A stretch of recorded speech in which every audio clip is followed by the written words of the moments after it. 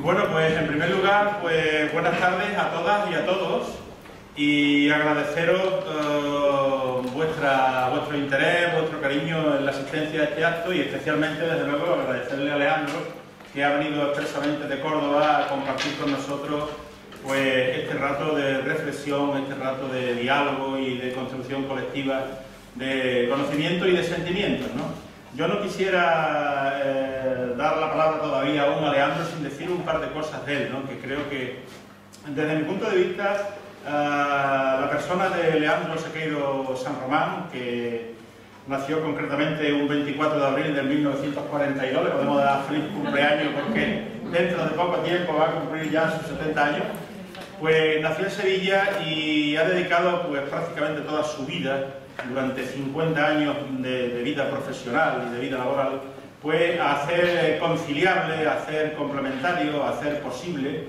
pues diríamos la mezcla o la mixtura entre lo que supone el mundo de la ciencia, el mundo de la espiritualidad y el mundo de la religión, ¿no? De cualquiera de nosotros, vamos, vosotros todos los que recibís el correo electrónico habréis recibido previamente tanto su currículum vitae como el libro que tiene publicado con un compañero suyo que se llama Rojas acerca de Albert Einstein, ciencia y espiritualidad. Tienen numerosísimas publicaciones en su autobiografía, en su currículum, tiene más de 2.200 publicaciones. Es, como todo el mundo sabe, si lo habéis leído, licenciado en Ciencias Geológicas, doctor en Paleontología y ha sido profesor a lo largo de más de 50 años, diríamos, de tres grandes disciplinas. Por un lado, durante 15 años ha estado impartiendo clases en la universidad y en diversos lugares de filosofía, ha estado impartiendo también clases de didáctica y de pedagogía durante 15 años, ha estado trabajando incluso en la Escuela de Formación del Profesorado de Úbeda de la SAFA, es un buen conocedor de la SAFA. A través de la SAFA y a través de los trabajos que tuve la oportunidad un día de realizar sobre la SAFA, lo he conocido a él a través de un personaje común al que queremos mucho, que se llama Miguel Ángel Ibáñez y su hermano Eulario. Y además ha estado también pues prácticamente 20 años dedicado a la enseñanza de las ciencias geológicas y de la paleontología. En su especie de autobiografía, si yo lo tuviese que definir de alguna manera, me lo vas a permitir, es una persona sobre todo muy agradecida, porque lo primero que coloca es una canción muy emblemática de Violeta Parra, es Gracias a la vida, ¿no? Es muy agradecido desde todos los puntos de vista, y yo creo que es una persona transdisciplinar, porque va mucho más allá de lo que es la disciplina científica o lo que es la propia disciplina profesional. De tal manera que para él su figura, a los que él agradece tanto, él se inspira en numerosos autores, se inspira en Jesús de Nazaret, se inspira en Buda, se inspira en Confucio, se inspira en Karl Marx, se inspira en Immanuel Kant y se inspira pues en numerosos autores que permiten hacer una síntesis de esto tan complejo que es la vida, que no acaba uno de enterarse todavía.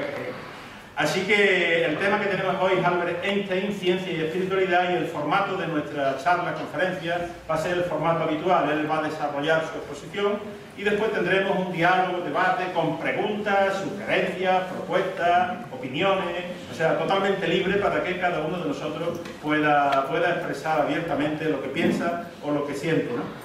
A partir de ahí, pues yo calculo que él tardará, pues son las 8:15, pues tardará más o menos una hora, que es lo que suelen tardar la totalidad de los ponentes, y después tendremos pues otra hora para debatir, para preguntar, para hablar con él. Ya digo que es una persona excepcional desde el punto de vista tanto personal como profesional, y es para el FOCODE, para el Foro de Comunicación y Debate, esta asociación tan especial que tiene su sede en Cama. Es un extraordinario orgullo el tenerlo aquí y que venga expresamente desde Córdoba con esa generosidad incondicional que él tiene para expresarnos todo lo que él ha trabajado prácticamente a lo largo de su vida. Así que le agradezco mucho su presencia aquí y además os agradezco a todos el interés que habéis mostrado al conseguir llenar este pequeño aforo de la biblioteca, que la biblioteca, como bien sabéis, es un centro de dinamización permanente de la cultura y de la convivencia, y así estamos cumpliendo pues la función habitual que tiene la biblioteca. Así que, Leandro, cuando tú quieras, pues puedes ya...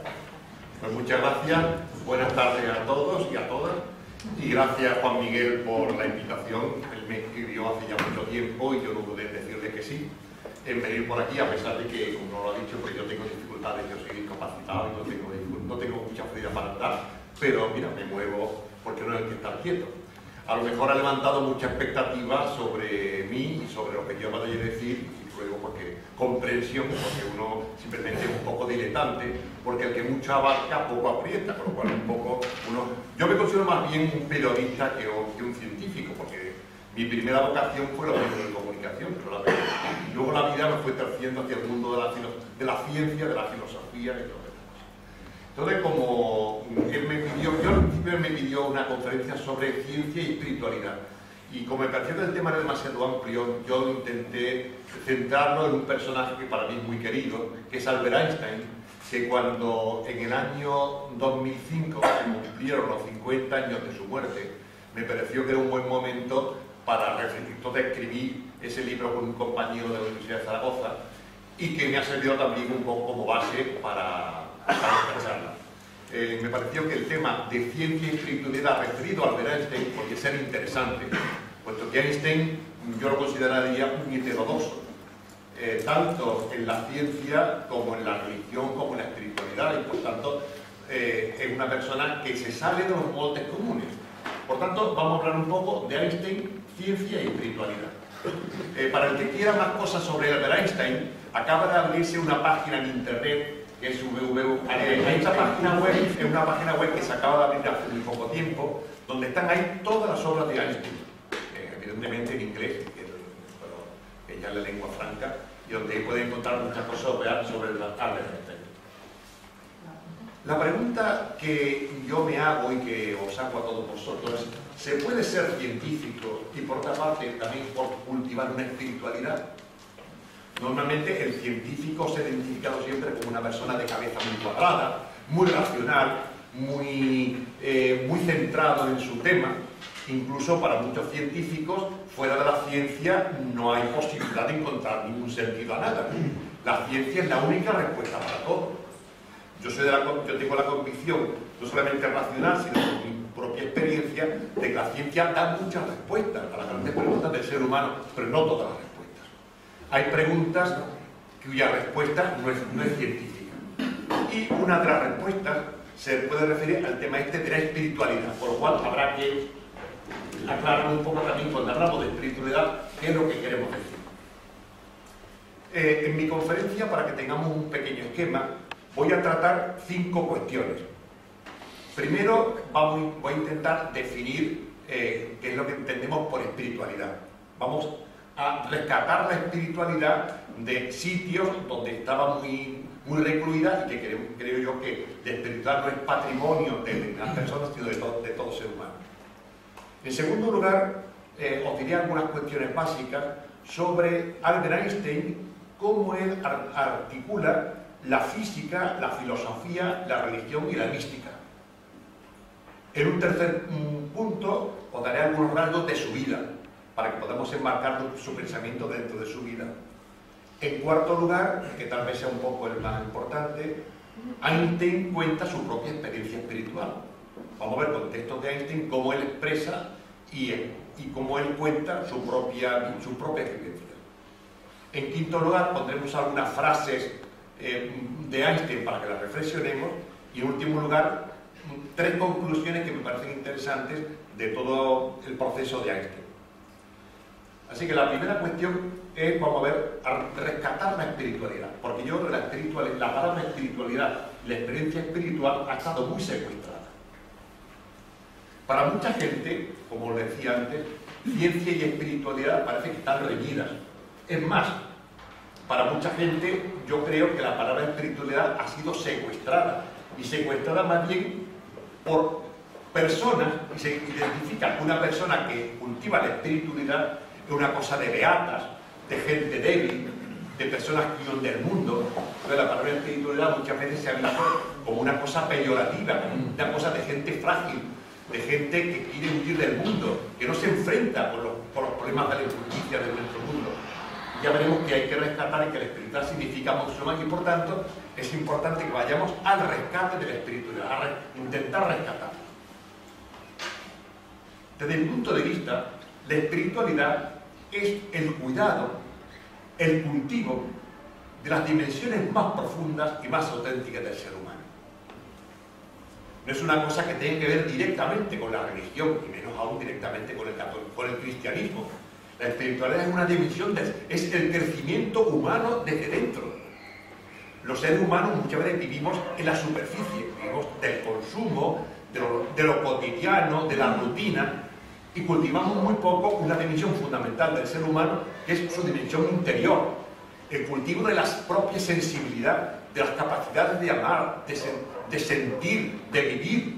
Por tanto, a ese concepto tan amplio es lo que vamos a llamar la espiritualidad. Por tanto, desde mi punto de vista, la cuestión de la espiritualidad no es solamente una cuestión religiosa, sino una cuestión antropológica, en el sentido de que la espiritualidad es una dimensión fundamental del ser humano. Si queremos ser, desde mi punto de vista, y filosóficamente yo he dado clase de estas cuestiones, se puede decir que uno no puede ser humano si no ha cultivado profundamente dimensiones de su interioridad, que son dimensiones de tu sensibilidad, de la capacidad de sintonizar, de relacionarte con los demás, de comprender, de hablar. Todo eso es la espiritualidad. Dimensiones del ser humano en cuanto a las dimensiones más emocionales y afectivas del ser humano. Por tanto, la espiritualidad es una tarea que, como diría nuestro padre San Ignacio, trata de sentir y gustar de las cosas internamente. Es decir, tenemos que cultivar la capacidad para sentir y gustar de todas las cosas del mundo internamente. No disfrutar el fenómeno externo de que bien estoy, sino vivirlo desde dentro de nosotros. Es estar vivo.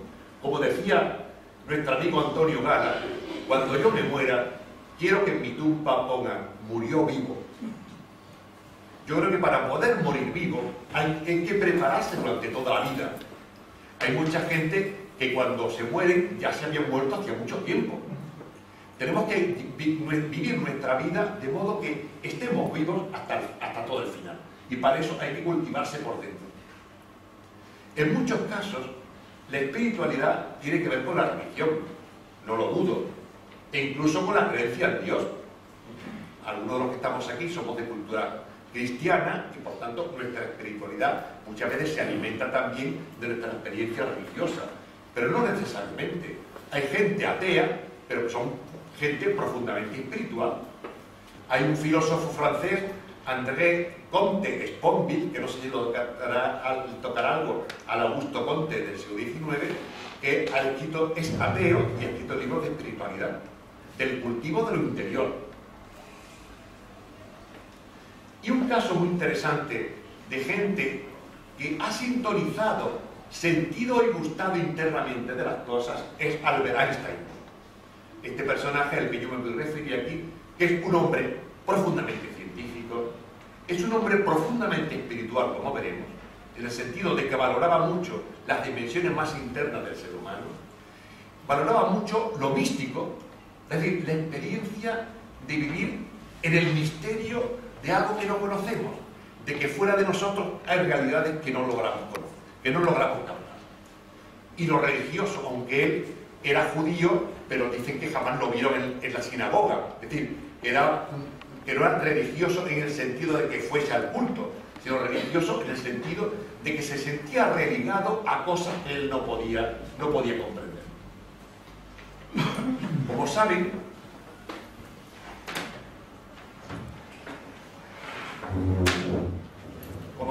este año 2012 es el año internacional de la energía sostenible para todos. Y el año 2005, con ocasión de los 50 años de la muerte de Einstein, fue el año internacional de la física. Y muchas de estas cosas las estuve preparando para el año internacional de la física, y ahí tienen que encontrar. Voy poniendo imágenes de Einstein para que nos vayamos también familiarizando. Entonces, en este año internacional de la energía, de la sostenibilidad, tenemos que recuperar elementos. A mí no me hace falta. Para el techo, por el techo, porque para que haya luz. No me hace falta. No me hace falta.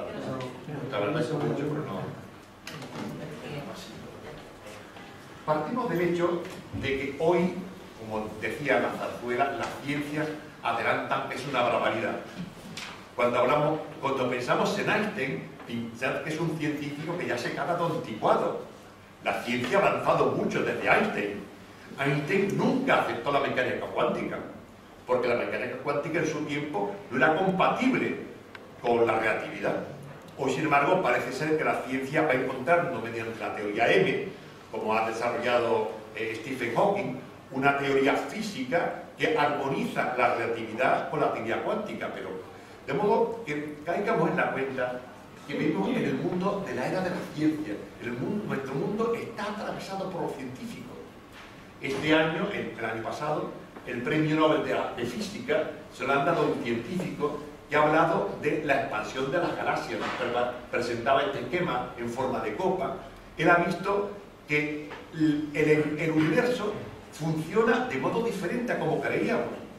Hasta hace unos cuantos años se pensaba que el universo, después del Big Bang, se fue expansionando y que según se expansiona va perdiendo velocidad. Como si yo tiro algo para arriba y cuando sube va perdiendo velocidad hasta que vuelve. Sin embargo, se ha visto que el universo no funciona así. El universo, cuanto más se expande, más aprisa van las galaxias. Es decir, que nuestra imagen del universo está cambiando radicalmente y que los científicos se dan cuenta de que saben muy poco de cómo funciona el universo. Del mismo modo, en estos últimos años está avanzando muchísimo todo lo que significa el conocimiento del ser humano, la teoría de los multiversos. Se está viendo por las teorías de Martin Rees, premio Templeton del año pasado, y por otros más, que vivimos en una burbuja que es nuestro universo, pero puede ser que haya otros muchos miles y millones de universos. Por eso esas capas que pues tiene colorines. El mundo de las informáticas está revolucionando todo. El mundo de la física cuántica, y pongo esa imagen de Dalí, donde las cosas parecen que son blandas. El mundo de la microbiología y del mundo de la ingeniería molecular. Es decir, vivimos en un mundo en donde las ciencias están avanzando enormemente. Aceleración de la expansión del universo, materia oscura, el transhumanismo, los multiversos, la sociedad del conocimiento, la física cuántica, la biotecnología. Es decir, estamos viviendo en un mundo en donde todo cambia continuamente y donde tenemos que saber orientarnos en un mundo en donde todo está cambiando totalmente y donde nos hace falta cultivar una dimensión que nos oriente en ese mundo que va a ser la espiritualidad. Si vivimos en un mundo en donde es un enorme mapa, en donde hay muchísimas cosas, nos hace falta una brújula que oriente nuestra vida en ese mundo. Esa brújula tal vez sea la brújula de la espiritualidad, del sentir y gustar internamente de las cosas. Y después de esta introducción sobre la espiritualidad y la necesidad, creo yo, de cultivar nuestras dimensiones, vamos a meternos ya un poquito con nuestro amigo Albert Einstein. Einstein, que nace en 1879 y que falleció en 1955. El mismo año que muere Pierre de Chardin y el mismo año que muere José Ortega y Gasset, en el año 55. Una buena cosecha de muertos, como pueden ver.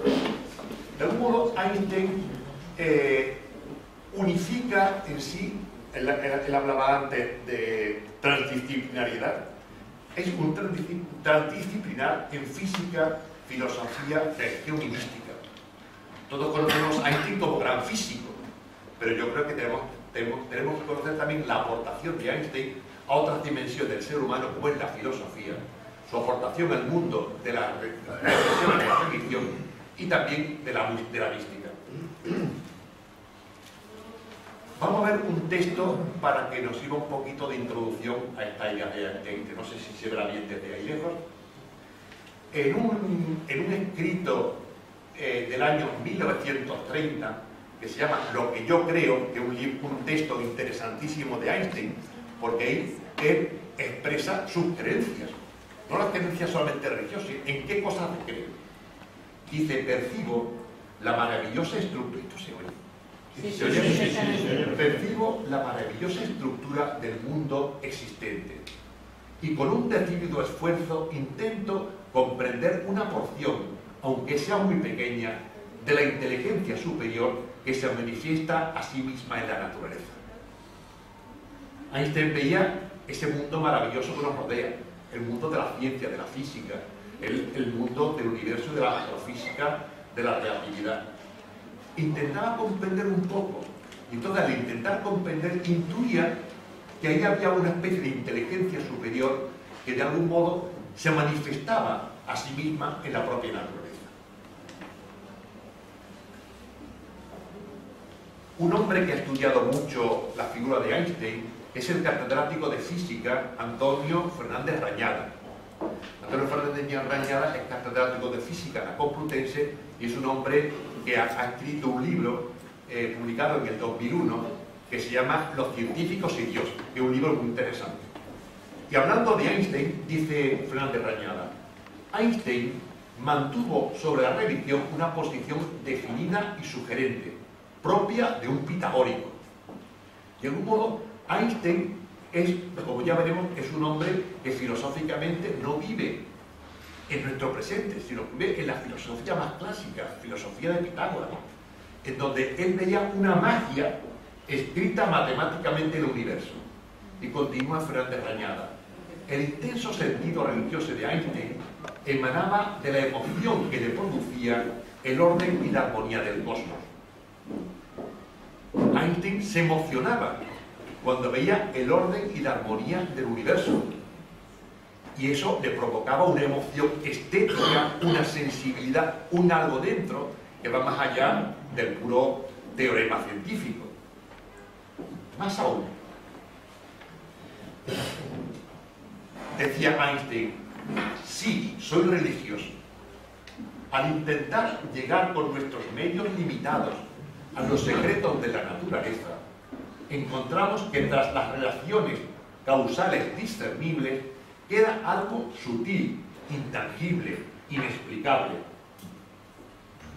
Y continúa, mi religión es venerar esa fuerza que está más allá de lo que podemos comprender. En este sentido, soy, de hecho, religioso. Él se conserva religioso no porque afirmase la existencia de Dios, sino porque veía un algo tan misterioso en el universo, que eso no encontraba palabras científicas para definirlo. Entonces, de algún modo, hay una sensibilidad mística, diríamos, en él, en su persona. Y volviendo otra vez a Rañada, dice Rañada, Einstein era un pitagórico creyente en el Dios de Spinoza, que ahora explicaremos un poco, que se revela en la armonía del mundo, no en un Dios que se ocupa del destino y los actos de los seres humanos. Es decir, ese alguien o ese algo que de algún modo ordena el universo y que por la sensibilidad Einstein lo intuía, no es el Dios cristiano ni el Dios judío, ni el Dios de la filosofía, es otra cosa. Es el Dios, como decía, es el Dios de Spinoza. Entonces aludiremos a Baruch Spinoza, a este gran filósofo holandés sefardita, o sea, descendiente de españoles que yo me interesan. Baruch Spinoza, que es del siglo XVII y del siglo XVI. Decía uno que ha escrito un libro muy interesante sobre Einstein y la religión, que se llama Campbell, escribía: el sistema filosófico de Spinoza es un panteísmo inexorablemente determinista, en el que Dios, ser no personal, toda razón, geometría y lógica se identifican con la estructura del orden cósmico. Para Spinoza, la divinidad que se transparenta en el universo no es una divinidad personal, sino que es una fuerza que de algún modo está presente en el orden del universo. El orden es Dios, y la geometría, y la lógica, y la belleza. Eso para el Dios. Por tanto, no pensemos, para nosotros de cultura cristiana, Dios es persona. Para Spinoza no, y para Einstein veremos que tampoco. Dios no es una persona, sino él defiende un panteísmo, que Dios aparece en el orden y en la belleza de las cosas. De algún modo, y continúa, esta opinión tan contraria a la tradición cristiana de un Dios personal y providente causó escándalo en medios religiosos conservadores y fue interpelada por algunos ateos como una defensa de su punto de vista. Porque evidentemente, desde el momento que uno diga, bueno, que Einstein y Spinoza defiendan que Dios no es persona, pues ya hubo dos, ya no es un alguien, ya no es un alguien con el cual uno puede relacionarse, sino que simplemente un fluido, un gas, un color, una temperatura, un algo que está flotando y atravesando todas las cosas. Por eso, para alguna gente, Einstein era un ateo, igual que Spinoza podía ser un ateo, porque como estudió ser. Einstein, sin embargo, siempre le molestó que se le considerase como un ateo, refiriéndose a quienes así lo hacían para aprovecharse de su autoridad con expresiones duras como esos ateos fanáticos cuya intolerancia es análoga a los fanáticos. Es decir, hay algunas personas que han tomado la idea de Einstein como un estandarte para intentar defender esas ideas ateas. Muy respetable por otra parte, pero... Y continúa, esta opinión tan contraria... No, perdón, que me parece que le... Y continúa frente a Rañada. Einstein no era del todo un hombre del siglo XX, sino más bien el último de los clásicos. Así como a Newton también se le habló que era el último de los clásicos, porque la idea del universo de Einstein, de Newton, a pesar de ser tan moderna, tenía muchos elementos de la filosofía griega. Einstein es un hombre cuya mística, cuya filosofía es una filosofía que enraiza perfectamente con los últimos retazos de la filosofía de los presocráticos en Grecia, sobre todo la filosofía pitagórica, que veía en el orden del universo un algo o un alguien o una especie de inteligencia suprema difusa que era ordenadora de todo. Hemos visto un poco la espiritualidad, nos hemos acercado un poquito a ese mundo complejo de la ciencia física, espiritualidad, religión en Einstein, y vamos a ver ahora, ya aterrizando un poco más, vamos a ver ya a Albert Einstein, que le doy siempre.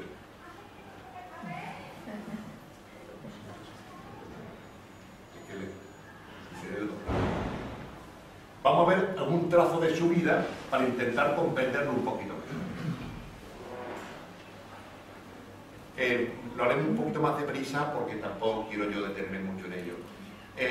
Einstein nace el 14 de marzo de 1879 en Ulm, en Alemania. La primera enseñanza la realiza en un colegio católico en Múnich. Parece ser que eso le tuvo mucha influencia el haber estudiado de muy pequeño en la escuela católica. Luego estudia en la Universidad Politécnica de Zúrich. En 1900 se nacionaliza suizo. Y en 1901 comienza su trabajo en la oficina de patentes de Berna. En Berna, en la ciudad de Berna, en Suiza, es cuando inicia en sus ratos de ocio en la oficina de patentes sus trabajos con papel, lápiz y su cerebro. Él no utiliza ningún aparato, es simplemente papel, lápiz y el cerebro. Voy acompañando de algunas imágenes de su vida, ahí cuando la boda con Milena en 1903. El año 1905, el año básico, el annus mirabili de Einstein. Es el año que publica 5 trabajos científicos básicos, entre ellos el de la teoría especial de la relatividad.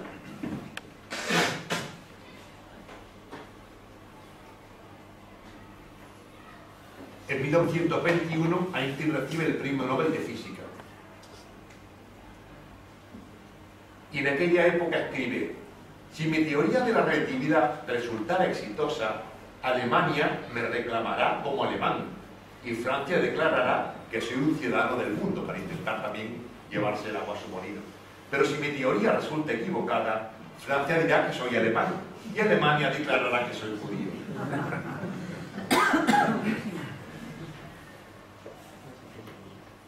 Y otra frase también así graciosa de Einstein dice: desde que los matemáticos, y aquí que hay algún matemático, invadieron la teoría de la relatividad, yo mismo no la entiendo más. En 1913 es profesor en Berlín. En el 15 publica la teoría general de la relatividad. En el 33 llega a Nueva York y es profesor en Princeton hasta su muerte en el año 1955. Como les decía antes, En 1921, a los 42 años, recibe el premio Nobel por su trabajo sobre el efecto fotoeléctrico, sobre todo, del año 1905. Y un par de frasecitas de Einstein. La ciencia sin religión está coja. La religión sin ciencia es ciega. Y dice, estos pensamientos no vinieron en ninguna formulación verbal. Raramente pienso en palabras. Un pensamiento viene y puedo tratar de expresarlo en palabras después. Entonces, una vez que hemos visto un poquito algunos rasgos de su vida, vamos a ver un poquito cómo él cuenta su propia experiencia interior, su propia espiritualidad. Diríamos que la experiencia espiritual de Einstein se fundamenta en una serie de puntos que voy a decir rápidamente porque mejor es ver un poco unas cuantas frases como estos se expresan. Lo primero que se plantea después de cuando él intenta poner por escrito sus vivencias es intenta aclararse cómo surge en el ser humano la experiencia espiritual, cómo en él ha surgido esa sensibilidad por algo que es mayor que la ciencia o que va más allá de la ciencia.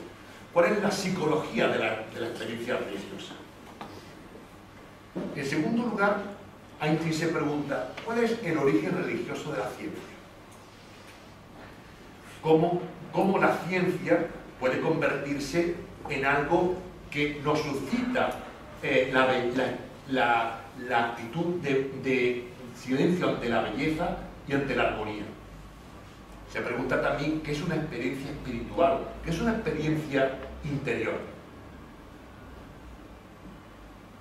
En cuarto lugar, él alude, como lo diría Teilhard en su época, a la religión cósmica.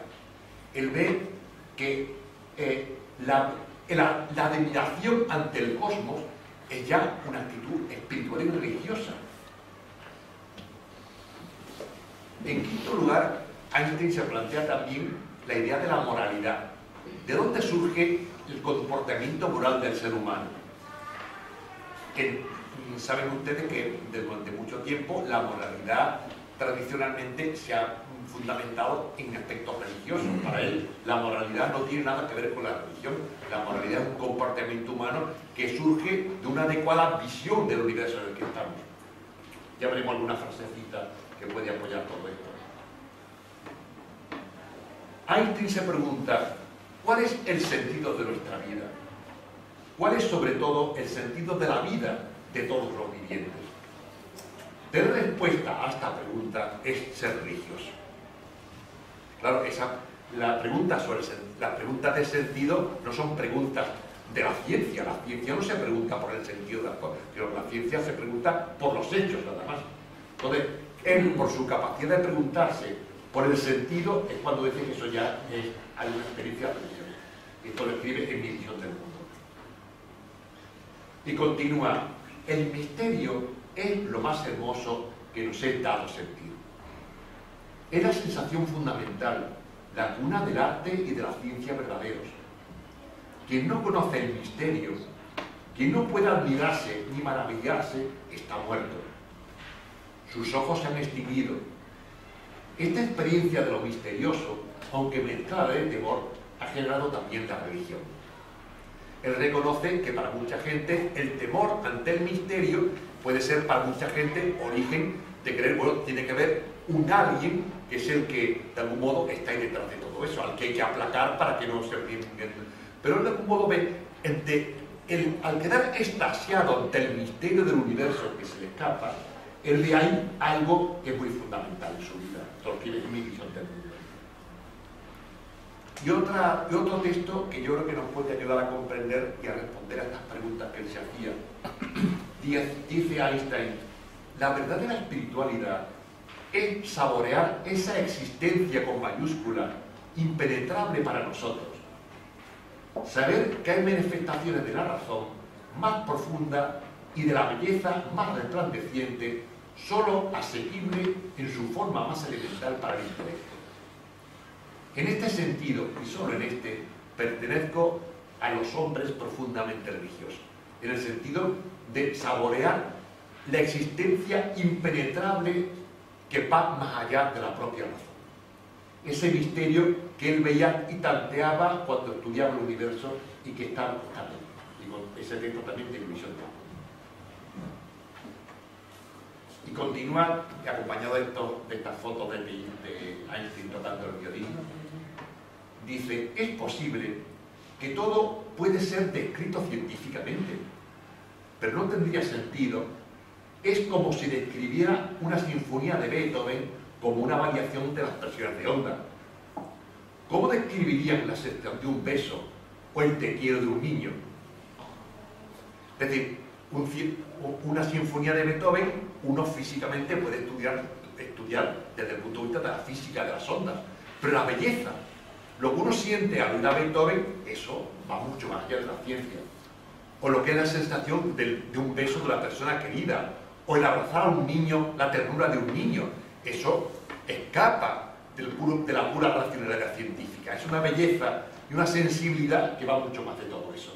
Y eso es lo que él llama parte de la espiritualidad.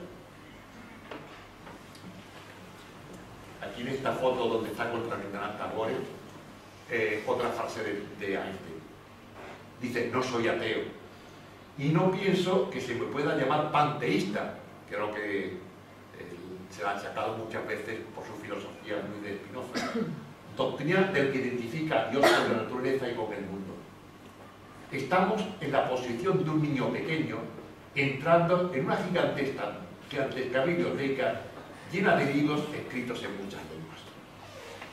El ser humano, en esta era de la ciencia, y él escribía esto en año 1930, y nosotros en el 2012, mucho más, somos como niños que entran en una inmensa biblioteca y que no saben por dónde empezar.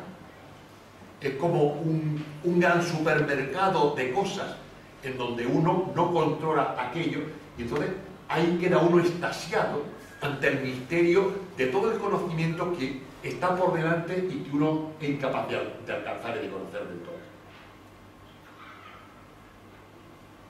El niño sabe que alguien debió haber escrito esos libros, pero no sabe cómo. Tampoco entiende las lenguas en que están escritos. El niño sospecha borrosamente que existe un orden misterioso en la colocación de los libros, de aquí que estamos en una biblioteca, pero no sabe cuál es el orden. Esta, me parece a mí, es la actitud hacia Dios, aún del más inteligente del ser humano. Es decir, que ante este mundo, este universo tan misterioso, tan indescifrable, cuyo lenguaje está escrito en una lengua que no conocemos, en donde no sabemos cuál es el orden de este mundo, solamente la fascinación ante el misterio, el atisbar la belleza de ese mundo tan ordenado, es lo que a él le seducía y lo que le creaba dentro un sentimiento de curiosidad, de expectativa, de misterio y en definitiva de reconocimiento de un alguien que de algún modo se le escapaba, que tenía que ser el organizador de todo. Contemplamos al universo maravillosamente dispuesto y obedeciendo a ciertas leyes, pero solamente de manera borrosa entendemos esas leyes. Yo la palabra borroso, que lo usan mucho los matemáticos, y está muy de moda, no sé si la álgebra borrosa, en donde la realidad parece como que es algo que vemos en un día de niebla y que no podemos penetrarla del todo. Pero solamente de manera borrosa entendemos esas leyes. Nuestras mentes limitadas perciben una fuerza misteriosa que mueve a las constelaciones. Y continúa, Dios no juega los dados. Él veía un orden tan maravilloso. Esto es una afirmación en que luego le contradecían lo de la mecánica cuántica, ¿no? La indeterminación, un elemento básico para toda la física cuántica. Y por eso él, con todo lo de la física cuántica en su tiempo, tuvo muchos problemas porque no se entendía. De cierto modo, él quedaba fascinado ante ese orden maravilloso que encontraba en el universo. Hemos visto la espiritualidad, algunas notas básicas sobre el pensamiento de Einstein, recorremos su vida, hemos visto en cuarto lugar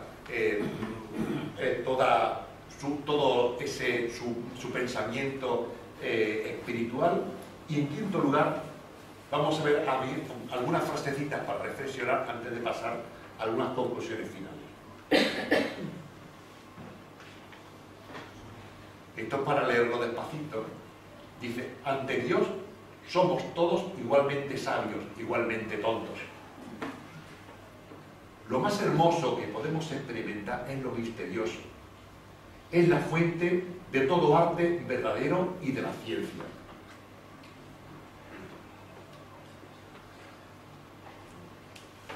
Solo hay dos cosas infinitas: el universo y la estupidez humana. Pero no estoy muy seguro de la primera. De la segunda puedes observar cómo nos destruimos solo por demostrar quién puede más.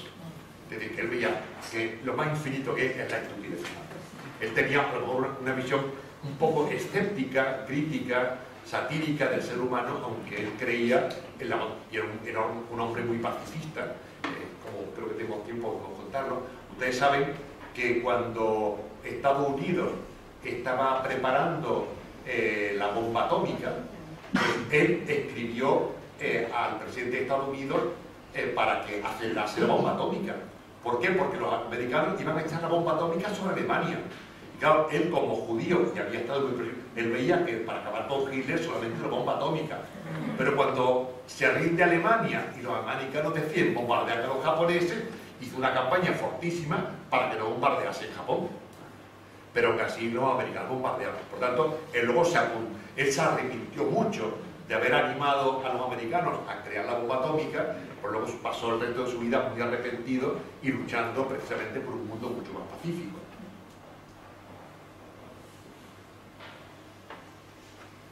Otra frase que nos puede hacer pensar. Hay dos maneras de vivir una vida. La primera es pensar que nada es un milagro. La segunda es pensar que todo es un milagro. De lo que estoy seguro es que Dios existe.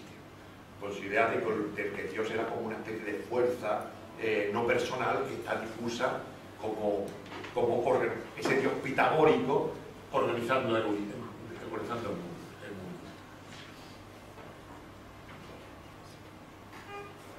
Si A es igual al éxito, entonces la fórmula es A igual a X más Y más Z, donde A era el éxito, X el trabajo, Y es jugar y Z es mantener la boca cerrada. Por tanto, el secreto del éxito es trabajar, jugar y callar.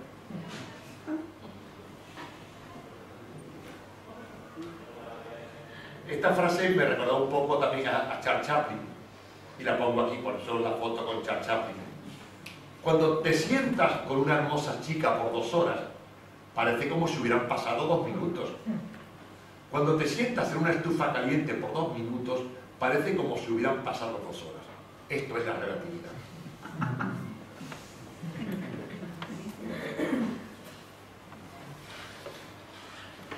El secreto de la creatividad está en dormir bien y abrir la mente a las posibilidades infinitas. ¿Qué es un hombre sin sueños? La creatividad es abrir la mente a las posibilidades infinitas. Soñar. Hoy en educación se da mucha importancia a fomentar la creatividad en los críos, es decir, la capacidad de inventar un mundo diferente al que nosotros estamos.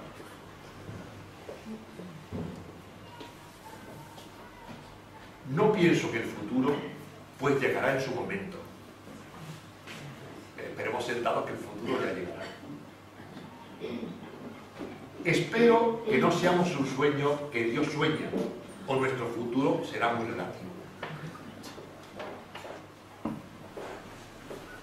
Y por último, ahora algunas conclusiones que me parecía que se obtenían de estas ideas de nuestro amigo Einstein. ¿Qué es lo que bullía en la mente y en el corazón de Einstein? Es decir, cuando hemos visto que él ante la ciencia se queda extasiado, donde habla mucho de misterio, de trascendencia, de un algo que nos supera, de buscar un sentido, ¿qué es lo que bulle más o menos en el corazón y en la mente de Einstein?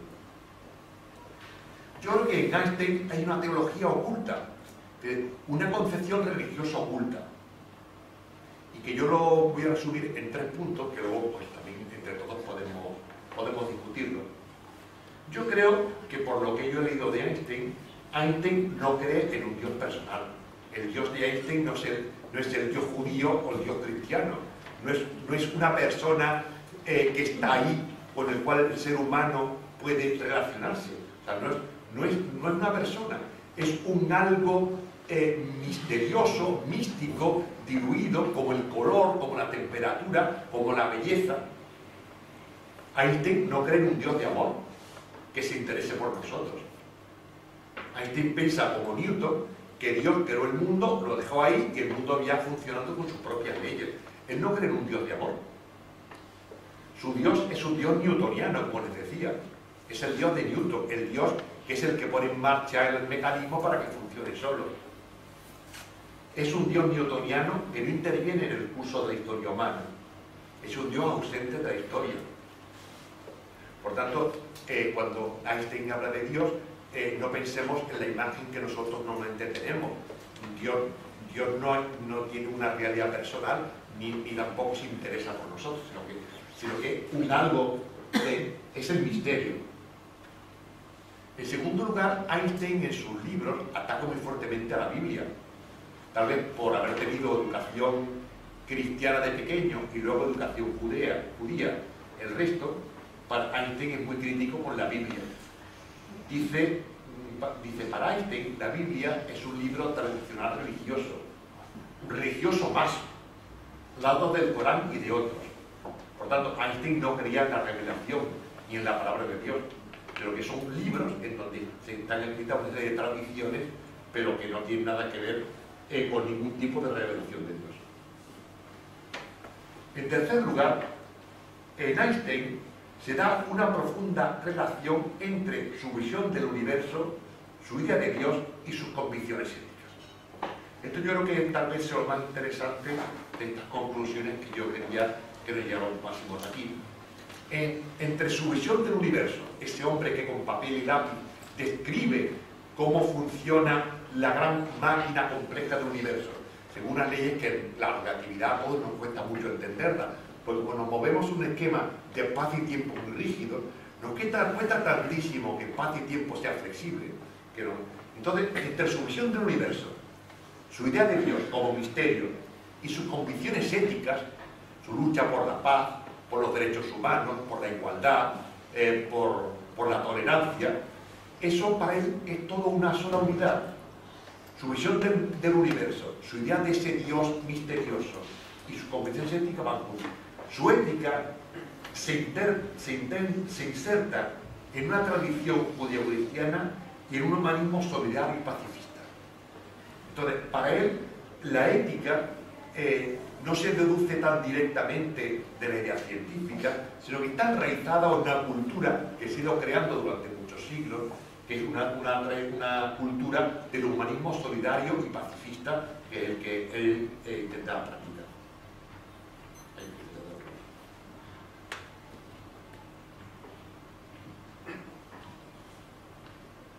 Resumiendo un momentito las cosas que les decía, Albert Einstein nace el 14 de marzo de 1879 en Alemania y fallece el 18 de abril de 1955.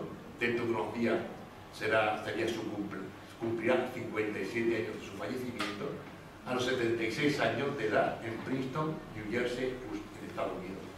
Muere a causa de un fallo cardíaco y fue incinerado en Trenton, New Jersey, y sus cenizas fueron esparcidas por un lugar no revelado. Y haciéndome propaganda, si alguno quiere alguna ampliación más, este librito que antes comentaban, que además se lo pueden bajar gratis de internet, porque yo los libros que escribo los pongo en digital de acceso libre para que todos. Y finalizamos con alguna frasecita más de nuestro amigo Einstein. Aquellos hombres a quienes la ciencia debe sus mejores logros fueron individuos impregnados de convicción auténticamente religiosa, en el sentido que ellos decían. Y vuelve con aquella frase que ya les decía: la ciencia sin religión está coja, la religión sin ciencia está ciega. Pues muy buenas tardes a todos. Y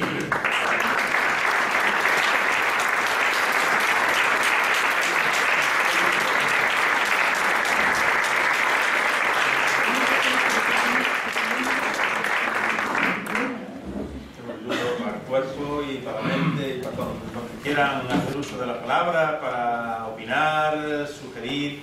Ya tenemos por ahí una palabra petita, alguna más.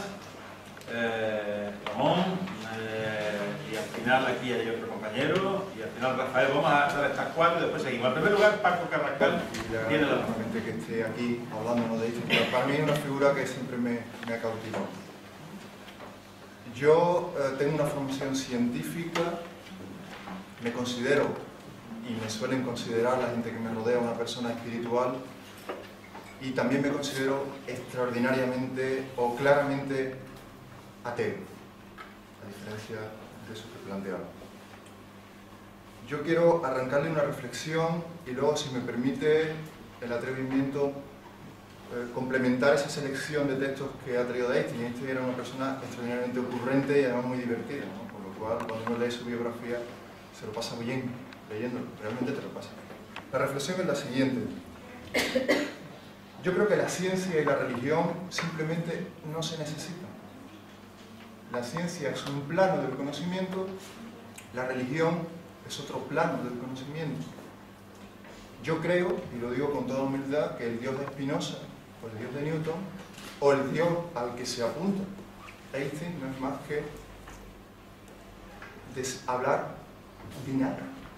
Cuando dice, este es el orden matemático, está diciendo nada. Einstein está confesando su suprema ignorancia.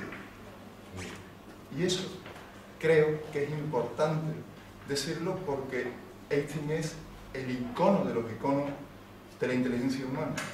Cuidado con eso, porque mucha gente religiosa y creyente quiere usar a Dios para manipular. Y con esto termino, y el complemento que os apuntaba en relación a estas frases tan ocurrentes de Einstein, pocos meses antes de morir, Einstein nos regala la siguiente reflexión. La palabra Dios no es más que la expresión y el fruto de la debilidad humana, y la Biblia, una colección de honorables leyendas primitivas, las cuales, no obstante, son bastante pueriles. Yo me quedo con ese Einstein. Gracias. Muy bien, Ramón. Al principio ha dado una definición de espiritualidad y después ha demostrado un contenido contrario. Se ha dicho gratuitamente que la espiritualidad, el sentido de la vida interior, nunca ha aparecido más en la conferencia. Incluso se ha mostrado que el principio de admiración espiritual es el espectáculo del mundo. Es decir, lo más interior que podemos escuchar es el silencio de la naturaleza. Las tripas no tienen ningún misterio y no tienen ninguna grandeza cerrada. Es decir, que todo ese estilo agustiniano es ajeno, es una cosa que está pegado al cristianismo, que está pegado al luteranismo, pero es ajeno a la filosofía judía, es ajeno al cristianismo, a la religiosidad judía, y es ajeno a la espiritualidad del científico. Yo creo que no hay científico que no tenga espiritualidad. Si es connatural, hay un sentido, de alguna manera, de perplejidad, de admiración, de ateísmo, y eso es connatural. Es decir, la pregunta inicial sería, ¿existen científicos sin espiritualidad? Obviamente no. Es decir, ¿existen religiosos sin espiritualidad? Obviamente casi todo. Es decir, la religiosidad suele ser el pretexto del fanatismo, de la falta de sentido de la perplejidad, de la falta de modestia, del hablar consigo mismo, es decir, del autoengaño, de la falta en fin, no acabo de ver, digamos, el juego, la sintonía entre de qué estamos hablando y las palabras que usamos. Y yo creo que efectivamente la línea spinociana pesa, ¿no? Pero también hay una nueva sensibilidad, es decir, no estamos hablando de Newton. Hay una herencia clásica y Dios no juega a los dados, pero la mente está abierta a una posibilidad infinita. La misma expresión humorística indica una perplejidad azarosa. En el cosmos no solamente hay determinación, ahí está. Si no, la determinación tampoco se podría determinar. La determinación es relativa a un juego de azar. Así que yo veo que, digamos, esas palabras finales que comentaba están perfectamente en sintonía con las anteriores. Yo no las veo en contradicción, son conceptos diferentes, ¿no? Así que esa radicalidad, el antiantropocentrismo, me parece una clave esencial para distinguir espiritualidad racional e irracional. Es decir, una persona que se cree que hay algo misterioso y que él tiene un diálogo especial con eso misterioso, es decir, eso es un giro de alguna manera autista que pierde el sentido biológico más espontáneo de la vida. Es decir, estamos en un mundo que nos desborda, en un mundo donde los sentidos nos predisponen a escuchar hacia fuera, a escuchar a los demás, a escuchar a la naturaleza, y que por lo tanto ese giro, insisto, ese giro de interioridad espiritual es una patología que dura unos años en San Agustín hasta el existencialismo, y a mí me sigue llamando la atención cómo pensadores, por ejemplo, judíos, se han afectado en Occidente de esa línea. Por ejemplo, Hannah Arendt, y es quizás sintomático de su afición y de sus connivencias con el existencialismo de Heidegger, ¿no? También tiene una exageración desde el punto de vista del legado de San Agustín, y San Agustín no es todo positivo, comparado con el sentido naturalista de la existencia griego, a una regresión. Entonces, no sé, yo creo que me ha gustado más, digamos, la mostración de los ejemplos que la declaración de principio de que es espiritualidad. Yo creo que espiritualidad no se puede confundir, y religiosidad no se puede confundir con religión. Una cosa es el conjunto de religiones y otra cosa es la religiosidad. La religiosidad es una dimensión diferente, más abierta, ¿no? Más compatible con la ciencia. Dejamos que hablen los cuatro y luego ya sacas comentarios. Sí, vamos a... ¿Ya al final? ¿Sí? Hola, buenas tardes. Muchas gracias por la charla.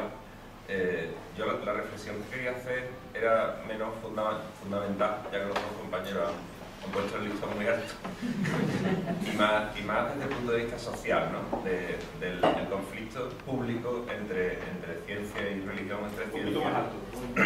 entre ciencia y religión, o entre ciencia y espiritualidad, ¿no?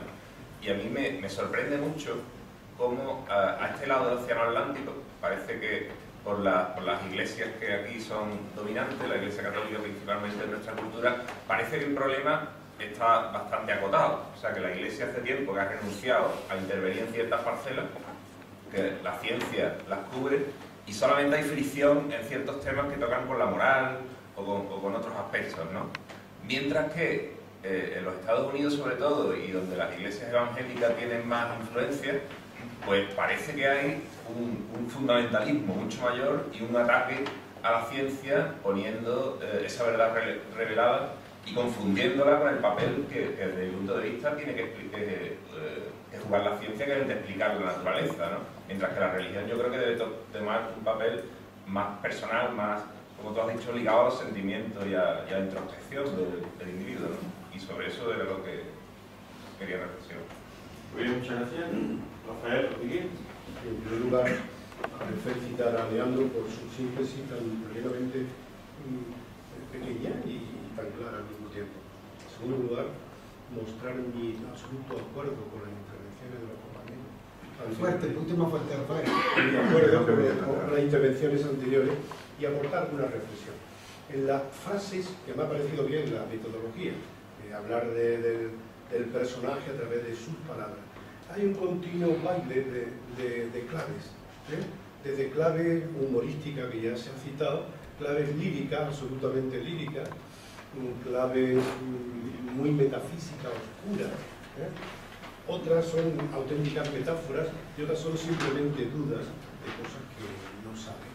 Pero sobre todo cuando cada vez que aparece la palabra religión o religiosidad incluso, es polisémica. No podemos decir, se está refiriendo a esto. Desde luego, si se refiere a lo que entendemos vulgarmente por religión, que es el reconocimiento de un ser trascendente que gobierna, bueno, no voy a decir ya que castiga o premia, eso ya sería meterme en otro tipo de plano. Pero eso del gobierno de una inteligencia superior, poder, fuerza generativa que nos gobierna y que nos tutela, sea o no persona, ya dice que no es persona, pues me parece que está muy confuso en ese sentido.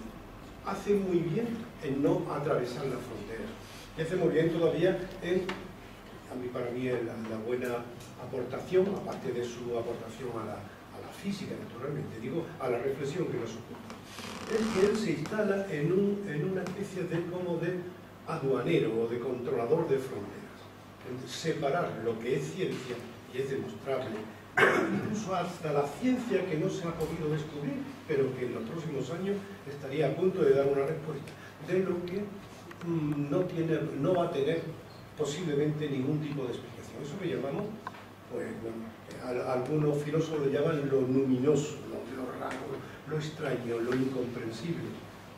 Desde luego no Dios y desde luego no religiosidad. Por lo tanto, aquí habría que hacer algunas aportaciones con otros personajes, curiosamente judíos también. Marx aporta una visión bastante complementaria, más profunda en este sentido que el propio Einstein. Y desde luego Freud, Freud con su descubrimiento de la psicología, de la psicología freudiana, el psicoanálisis, pues nos revela también posiciones que por hacer alguna broma, Woody Allen como exponente de la neurosis del ser humano, muchas veces son las neurosis las que ocasionan o las que provocan la aparición de estos seres religiosos, espirituales, personales, que premia, que castiga, que te perdona, que te condena, que te va a salvar. Por lo tanto, religiosidad frente a ciencia no tiene nada que ver, es un combate que la tiene perdida la religiosidad. Espiritualidad, conciencia, de luego complementarias, pero siempre que se sea capaz de discernir la frontera, contener una tiene que contener la otra, porque no está claro el equilibrio. Bien, vamos a dejar un espacio a Leandro, sí, para que tú contestes, aclares, y después continuamos con el orden. Pues yo lo primero, pues agradezco todas las sugerencias y ideas que se dicen, porque yo creo que nadie tiene el monopolio de la verdad, y yo menos todavía, y que por tanto todos nosotros tenemos nuestras propias ideas y expuestas así con racionalidad y con sentido común, pues yo respeto todo. Entonces lo que voy a hacer no es responder a cosas, sino simplemente hacer alguna reflexión de algunas cosas. Empezando casi por el final, evidentemente aquí están los famosos maestros de la sospecha, Freud, Marx, Nietzsche y Einstein. Entonces, todos aquellos que de algún modo ponen en tela de juicio que la racionalidad humana sea tan omnipotente como nos parecía. Y que el ser humano con su razón puede llegar a unos límites, pero llega un momento en donde topamos con el misterio, lo luminoso. Entonces, Einstein habla mucho del misterio. El ser humano se encuentra siempre con un espacio en donde parece que ya su razón o la ciencia ya no puede avanzar más. Uno ya no encuentra que ahí pueda tener algún... Y yo creo, hombre, hay científicos que piensan que la ciencia... Yo he estado estudiando últimamente a Richard Dawkins, y sobre todo a los que llaman los cuatro jinetes del ateísmo, Richard Dawkins, Daniel Dennett, Christopher Hitchens y Tom Harris.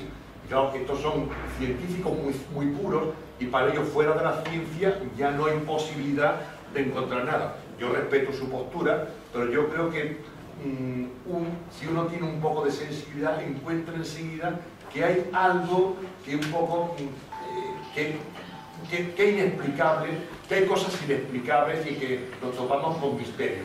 Pues otros pensarán que la ciencia lo puede explicar todo perfectamente, pero yo creo que llega un momento que ya no puede explicar.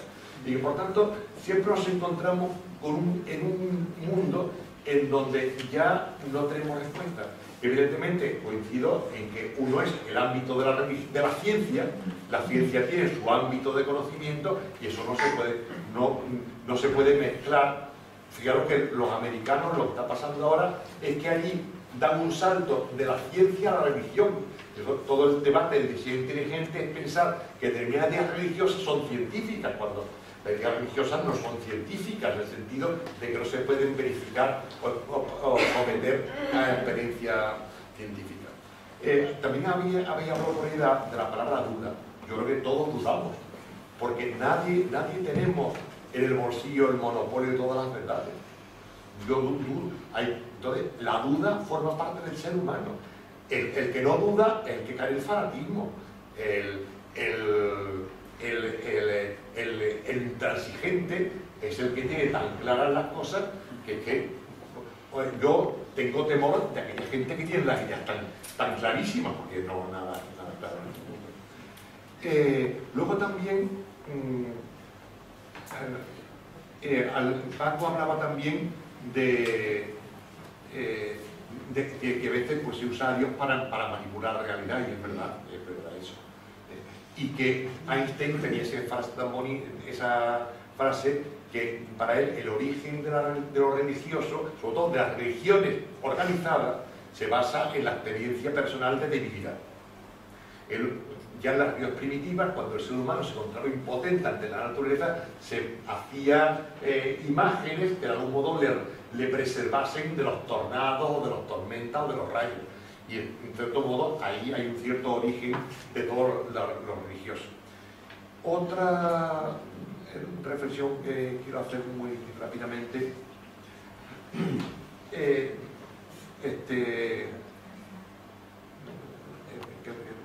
segundo nombre es Ramón. Ramón hablaba, ¿verdad? El silencio de la naturaleza.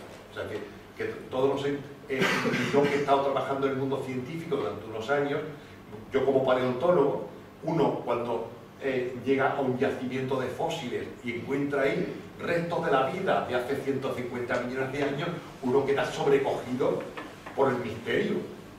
Entonces, claro, ahí yo no encuentro, no hay ninguna lección religiosa, simplemente mi sensibilidad queda sobrecogida ante ese rato de haber encontrado un resto de alguien que vivió allí hace no sé cuántos cientos de millones de años. Entonces estamos rodeados de misterio y de cosas incomprensibles.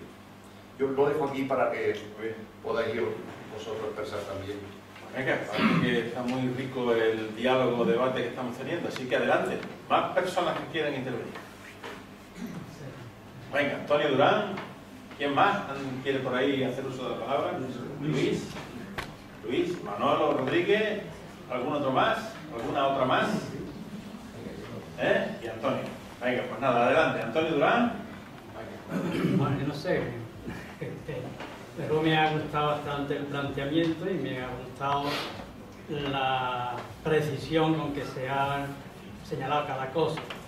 Hay un tema, no sé, como ha surgido aquí, pues me interesa subrayar la idea de que ciencia lo explique todo es un poquillo fuerte, ¿no? La ciencia lo explique todo, como se parece a decir. Yo creo, vamos, citando, hay una frase primero de Bertrand Russell, muy curiosa, que decía que para el que no tiene imaginación, la muerte es poca cosa, para el que la tiene es demasiado.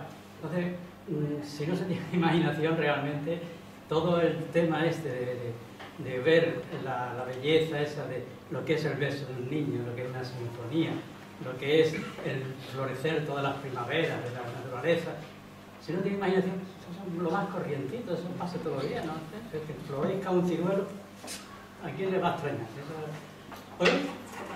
Incluso hay quien piensa que eso, como los japoneses tienen una frase muy bonita, aunque cortes el tronco del cerezo, no hallarás las flores en él, porque las flores no se buscan en el tronco del cerezo, ¿no?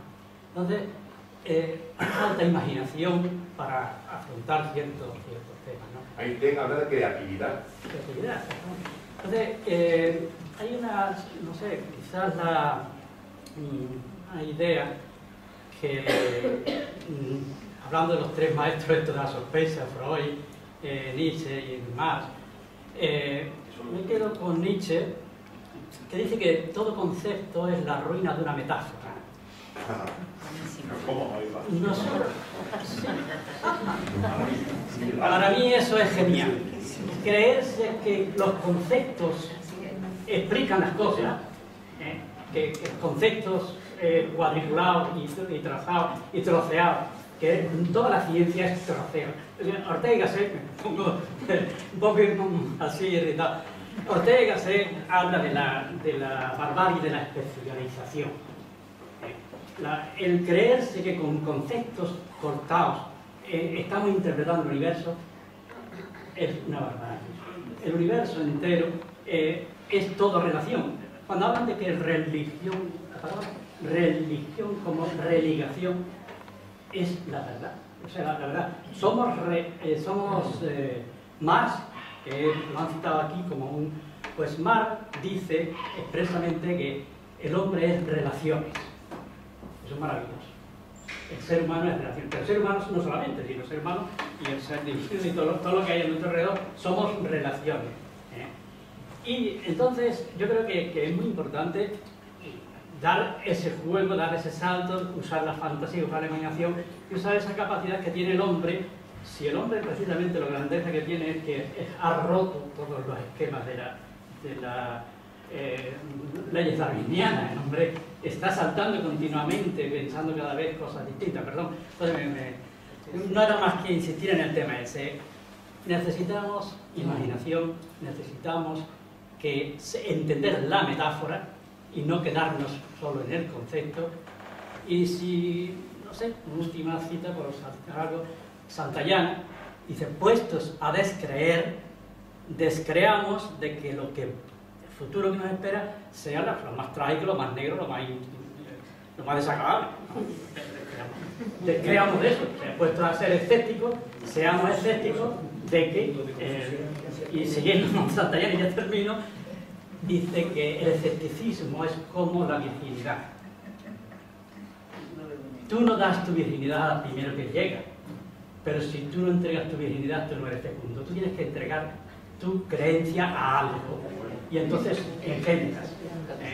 Si tú te quedas con la virginidad, tú te quedas con el escepticismo, divino, pero no vas a parir, no vas a engendrar, no vas a hacer...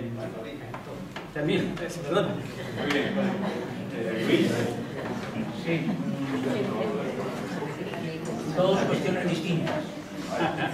Una es, me gustaría saber si hubo alguna relación entre Teilhard de Chardin y Einstein, porque yo he estado leyendo los textos que tú enviaste de la primera vez y me llama la atención, por ejemplo, un ensayo de Teilhard que es la mística de la ciencia.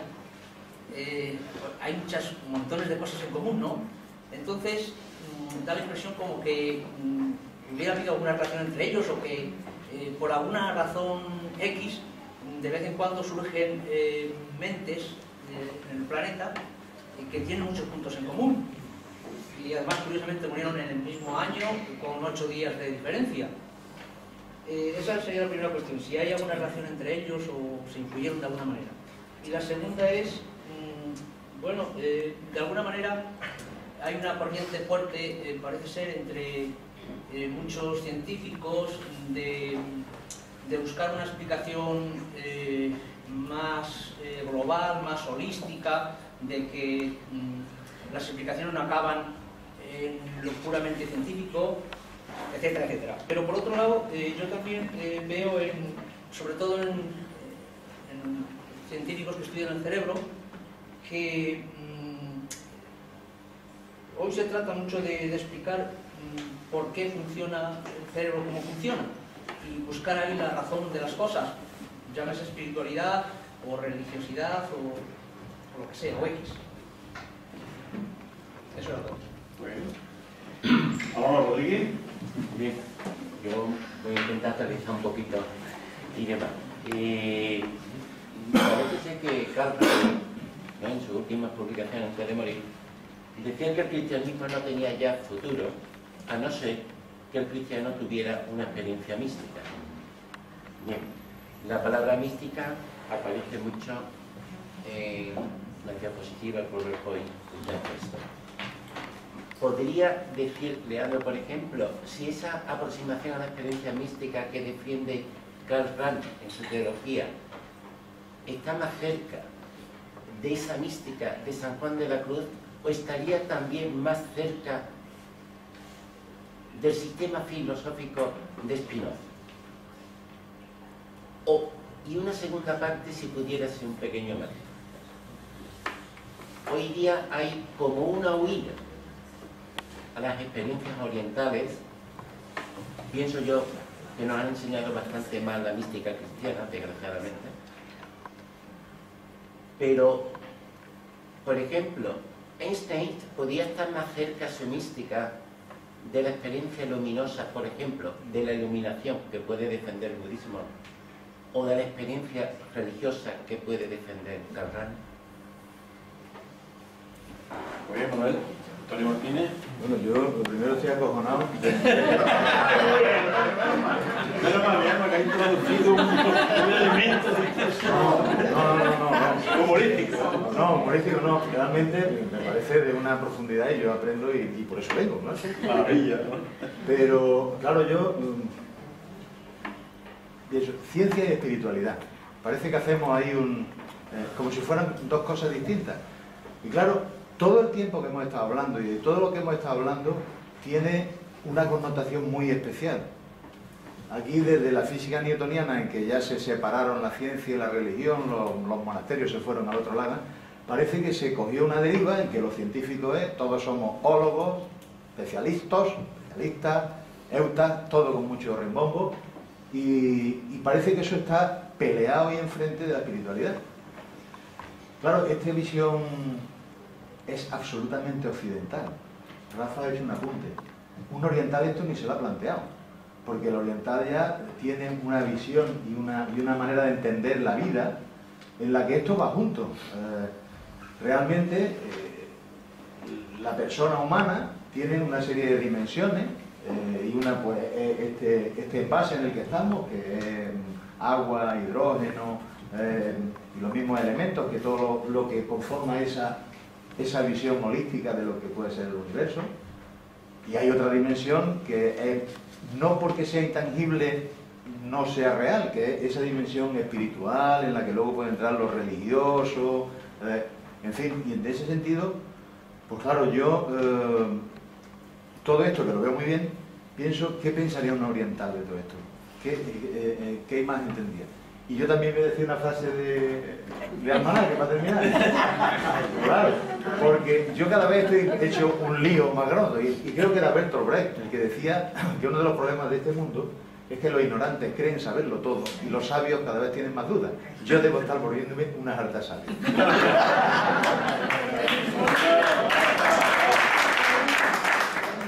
Muy bien, pues entonces, si os parece, dejamos a Leandro nuevamente que comente, si quiera.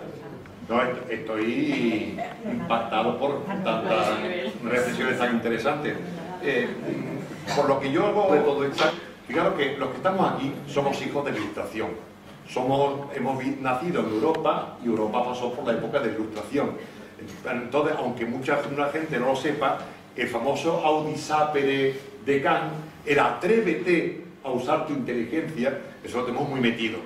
Y en Occidente la razón, la racionalidad la ponemos por encima. De hecho, en nuestra cultura machista siempre hemos hecho aquel atributo del hombre varón que ha sido su razón, y mientras que otros elementos femeninos lo hemos marginado. Entonces yo creo que hay que intentar recuperar muchos elementos femeninos que tenemos olvidados de la condición humana. Entonces, por un lado, dar en la cuenta de que nosotros pertenecemos a una cultura, que es la cultura occidental, en donde la mente o el pensamiento o la racionalidad y la ciencia tienen muchísima importancia. Mientras que en otras culturas, la palabra vosotros del mundo oriental o de otras culturas, que han pasado por la ilustración, ahora, de hecho, el desarrollo científico-técnico se ha dado en ese mundo. Ahora, lo que no sabemos es si eso es lo bueno o no es. Yo no sé si somos más felices que los africanos. O sea, tal vez hemos avanzado mucho en la tecnología, pero hemos avanzado muy poco en los sentimientos y la felicidad. Y puede ser que otras culturas que nosotros consciente menospreciamos sean más sabias que nosotros. Eso es verdad. Entonces,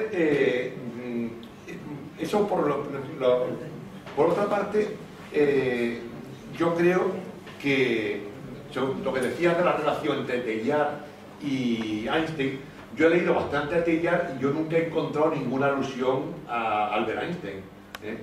Y eso que fijaros que cuando Einstein estrena en 1905 era cuando Teilhard estaba estudiando eso en España, en Francia o en Inglaterra, pero yo nunca le he oído ninguna. Sin embargo, yo creo que ambos beben en fuentes parecidas. Es decir, queramos o no, final del siglo XIX coincide con una época filosófica y científica en donde emergen unas filosofías y unos conocimientos y una visión del mundo muy diferentes. Si al final del XIX un gran congreso de física dijo que en física ya estaba todo dicho, empieza el siglo XX y aparece las matemáticas de Poincaré, todo el convencionalismo, el ver que la realidad, de que la ciencia y el conocimiento solamente llega a ser metáforas de la realidad, nunca llegamos a conocer la realidad. Y eso lo tiene Teilhard muy metido, y lo tiene también muy metido Einstein, que el ser humano tiene unos límites de su mente muy claros. Entonces hay una serie de filósofos, de científicos de final del XIX, que yo creo que posiblemente fueron lectura común entre ambos. De hecho, no saben ustedes que una persona que influyó mucho en Teilhard de Chardin es un matemático que es Edouard Leroy, que este Edouard Leroy era discípulo de Poincaré, y claro, todas las matemáticas de Poincaré, Dijen y toda esa gente transforman radicalmente la idea que se tenía de la omnipotencia intelectual del ser humano. Entonces, son gente que ven que el ser humano es muy limitado y que siempre nos tropezamos con el misterio. Por otra parte, aunque aparte luego mucho más cuestión con una cosa que habéis dicho vosotros, fijaros que hoy en el mundo de la filosofía y de la ciencia está emergiendo lo que llaman el paradigma de la complejidad. La realidad es tan compleja, todo tiene que ver con todo tan profundamente, que es imposible desmontar el reloj del universo. La realidad es complejísima y por tanto nuestro acceso siempre es desde puntos de vista. En mis clases de filosofía yo siempre lo diría mucho al perspectivismo de Ortega y Gasset, tú que has aludido antes a él. O sea, es decir, el ser humano lo que tiene es una perspectiva de la realidad. Nadie tiene la verdad. Es lo del elefante y los ciegos, que los ciegos quisieron ver cómo era un elefante y cada uno tocaba, y según lo que tocaba interpretaba. Eso es lo que nos pasa al ser humano. El gran fallo de nuestra humanidad es creer que lo podemos saber todo, cuando solamente son simplemente acercamientos. Luego, según lo que decíais, la pregunta me ha hecho pensar si la espiritualidad de Einstein está más cerca de la de San Juan de la Cruz o más de la de Oriente. Yo creo que estaría más cerca de la oriental. Aunque estaba yo pensando, porque yo no sé si Einstein tenía mucho conocimiento de todas las filosofías orientales. A mí me da la impresión de que no, pero puede ser que tenía la intuición. Son intuiciones que podía tener. Y que de algún modo él rompe con el corsé grande que tenemos la mayoría de los occidentales de que la razón lo puede todo y que la ciencia lo puede todo. Y él veía que la ciencia y la razón llegaba a un cierto límite y ahí se topaba con el misterio. Y por tanto, que caigamos en la cuenta que el ser humano tenemos un montón de respuestas, de preguntas sin respuestas. Pero todo, y que la religión no puede dar todas las respuestas. Sino que vamos tanteando y que solamente la acción conjunta de los seres humanos que buscamos. El otro día encontré leyendo a mi amigo Teilhard, encontré una frase que me gustó. La escribe cuando está en el frente en la Primera Guerra Europea y escribe a su prima Margarita: me estoy dando cuenta cada vez más que mi función en este mundo es ayudar a los que buscan. ¿Y qué les voy a decir? Que sigan buscando. Entonces, por tanto, yo me identifico, es decir, yo no tengo respuestas para las cosas. Yo lo que animo es a que todos busquemos juntos. Buscar. No sé, con esto ya... Yo no me quisiera ir aquí sin hacerse una pregunta, no es que me... venga, Manolo, adelante. Yo quiero hacer una pregunta. Sí, adelante, Sí, Manolo. Después la compañera... Ahora ya hacen preguntas y yo respondo. Pequeña. Ya al final ha casado. Y el compañero, adelante. Creo que en la presentación el amigo Batalloso no ha dicho que usted es un miembro, un sacerdote jesuita, o estoy yo equivocado. Sí. Exactamente. Bien. ¿Podría ser alguna referencia en todo lo que estamos hablando? Porque la verdad que entonces de ella alguna gente interesante, vamos por no decir más cosas. Pero la última congregación general de ustedes yo que, bueno, he estudiado algunos documentos, algunas conclusiones, quizá hay un anime que es como ir a la frontera, arrimarse a las fronteras, por decir algunas cosas. Rompemos tanto a nivel humano, científico, en todos los aspectos de la vida y demás. Quizás sea una de las cosas que para mí es atractiva de la compañía, ¿entendido? Y también yo creo que lo espiritual tampoco debemos de perder mucho el tiempo en irnos, aunque avancemos, estudiemos y busquemos, pero para mí la espiritualidad está en la vida cotidiana, siendo muy consciente, sin dejar de avanzar en el estudio científico, pero está en el día a día, y muchas veces nos vamos, nos perdemos y abandonamos lo que está al lado. Entonces creo que hay que procurar ser feliz, pero también una cosa más importante, hacer feliz a los que están al lado nuestro. Si pudiera hacer alguna reflexión sobre la congregación. Primero que es verdad que la congregación lo que hace es que tenemos que estar en la frontera. De hecho, pues lo que yo intento es estar en la frontera. Y luego respecto a la segunda cuestión, que son todas las fronteras de nuestro mundo, fronteras de la cultura, de la ciencia, de algún modo es el estar ahí ayudando a la gente que está buscando, a los que buscan sinceramente. Y luego respecto a la siguiente cosa que decía de la vida cotidiana, ayer un amigo me decía, en la vida lo importante es tener la cabeza en el mismo sitio donde tiene el culo. Es decir, si yo estoy aquí sentado, que no tenga mi mente en otro sitio. O sea, ser consciente de donde está uno en cada momento. Y en cierto modo, eso es experimentar mi propia identidad en el momento concreto. No sé, con eso. A mí me parece muy luminosa esa frase. Poner la cabeza donde se mueve. La compañera que está... hemos hablado de un Einstein que lógicamente conocía, tuvo contacto con el universo, era su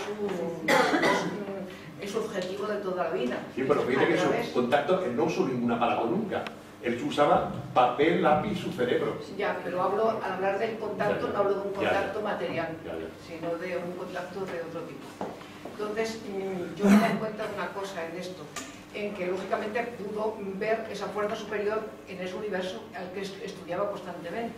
Pero hay otro universo que no es el externo, sino el interno. Y entonces yo ahí, a lo largo de la conferencia, yo me he dado cuenta de que se ha hablado mucho de que él descubrió esa fuerza interior como fuera, pero dentro, experiencias místicas que él hubiera tenido de su interior, Dios se manifestaba en la naturaleza, se manifestaba en el cosmos, se manifestaba en todo, pero nosotros formamos parte de ese cosmos. Parece como si él posiblemente tuvo experiencias que no se han recogido en la conferencia. Usted podría dar un montón de ellas, pero si pudiera brevemente hacer referencia a si él en algún momento en su vida, en los estudios de su biografía, en los estudios que hay de él, si él habla de la manifestación de Dios en la persona, de esa fuerza, hablamos de un Dios personal, hablamos de ese Dios influido, que también se manifiesta en la persona, porque también no somos ahí elementos aislados, estamos dentro del cosmos. ¿Qué experiencias místicas, me quería decir, experiencias que él tuvo de su propia persona? Porque al fin y al cabo nos enorgullece en los momentos de escuchar nuestro interior, aunque otras veces estemos fuera y seamos espectadores de todo lo que nos rodea. Es lo interno, esa vida interna que llevamos, esa vida interior importante, pues ahí, si Dios también, ese Dios se manifiesta en ella. Yo, por lo que he leído de Einstein, él en ningún sitio expresa nada de cómo él vivía su vida interior. Posiblemente la vivió, pero solamente habla de la fascinación que tenía ante lo que vislumbraba. La fascinación de cómo las matemáticas podían explicar perfectamente ese orden maravilloso que rodeaba el mundo. Entonces, él se sentía fascinado, pero que algún tipo de experiencia interior él no habla. Puede ser que la tuviese. Luego su vida fue muy tormentosa. Se casa, se separa, se va con otra. Luego su vida emocional y familiar fue un desastre. Pero no fue panteísta, ¿verdad? No era panteísta. Él niega que fuera panteísta. Aunque muchos dicen que era panteísta, porque claro, muchas cosas de las que él dice dan la impresión como que él ve una divinidad difusa. Claro, depende, es la que le llama Dios. Porque Dios es una palabra. La palabra Dios es una metáfora para explicar algo. Pero claro, él usa la palabra Dios, pero claro, hay que ver la polisemia. Las palabras Dios, religión son polisémicas. Entonces hay que ver, entonces para él yo creo que la palabra Dios es como una, es ponerle nombre a algo que él percibe misterioso. Es que cuando decimos que el concepto de Dios, intentamos explicar a Dios, no se puede explicar. Yo en muchas conversaciones que tengo yo con mi marido, yo sí que Dios creyente. Entonces yo no puedo explicar mis experiencias internas como creyente. Es que no tengo palabras. No puedo poner, la palabra para mí es algo material. Tal vez los poetas son capaces. Efectivamente, espiritual, no le puedo poner cosas materiales. Para poder, si le pongo hago con esto un concepto, ¿Sí? ¿Una palabra más? Entonces se me queda pobre. ¿Alguien más? Todo lo que siempre pienso. Bien, con vuestro permiso, y con el fin de no cerrar yo el acto. Al fondo le da el guión. ¿Sí? ¿Quién más quería hablar por ahí? Al fondo, ¿no? Sí, hay dos, Casado y tal, pero un momentito, porque me voy a permitir yo el atrevimiento de hacer una pregunta muy simple, muy simple, pero también muy compleja. A través de la charla hemos visto que la espiritualidad es una dimensión humana. Tú has planteado como hipótesis esa posibilidad de que la espiritualidad sea una dimensión humana. Y yo la pregunta que tendré que hacer es que si al ser una dimensión humana, pues la dimensión corporal se desarrolla en los gimnasios, la dimensión mental o racional se desarrolla, por no sé, en la escuela, en la academia. La dimensión espiritual, ¿cómo se desarrolla? ¿O qué experiencia tienes tú de eso? ¿Qué nos podrías decir eso? Y si eso es educable, es decir, si eso de alguna manera se puede desarrollar, educar, o vale la pena realmente educar para eso, en fin, ¿qué podrías tú? Porque aquí también hay muchos educadores, muchos profesores y tal, y bueno, pues eso de la espiritualidad es una cosa que se enseña, que se aprende, que se vive, o eso simplemente es una historia místico-poética para evadirnos de la realidad y de los problemas que tenemos todos los días, ¿no? O sea, que yo simplemente quería dejar esa pregunta encima de la mesa, no solamente para que lo contestes tú, sino que alguien lo quiera contar. Y ahora seguimos con las palabras, Casado y después el otro compañero que está al lado.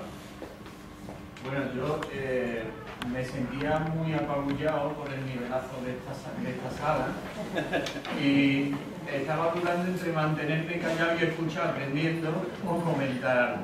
Y es que se me venía mucho cuando se habla de Einstein, su espiritualidad y tal. Un poco me veía yo cuando estaba en los maristas, con unos 7, 8 años, que un día en la homilía empieza a hablarnos del apocalipsis, ¿no?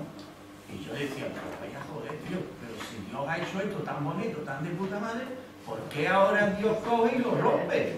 ¿Por qué lo va a romper? Yo no entendía esa historia, ¿no? Y se me ocurrió interrumpir en la homilía para hacer la pregunta. Vale. No siete, me gané un capó y luego me gané un castigo.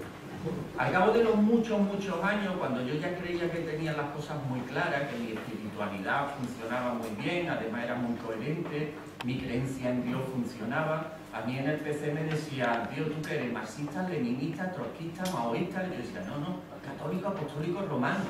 Y me decía, venga, tío, déjate de coña, tío. Y yo decía, no, te lo juro, católico, apostólico, romano.